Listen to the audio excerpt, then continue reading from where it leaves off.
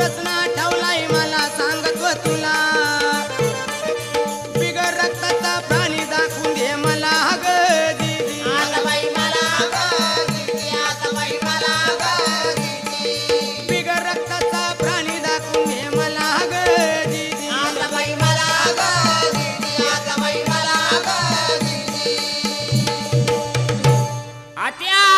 काय ग पोरी बिगर रक्ताचा कोणता प्राणी